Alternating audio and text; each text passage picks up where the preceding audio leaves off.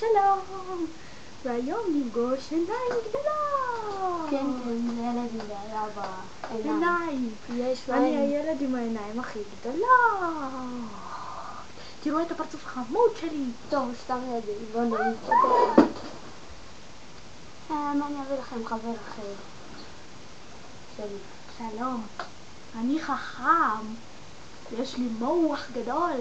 מי שחושב שהוא לא חכם שישלם אליי, כן, כאילו. עוסק.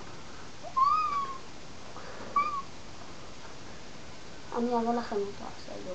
אני עם האף הכי גדול, האף הכי גדול, תפוח אדמה מת. תפוח אדמה מת. אוקיי, נעיף אותו ונמחץ לו את הראש. הנה, זה הילד הרגיל, אבל הוא מחסין לו תמיד את הראש. שלום.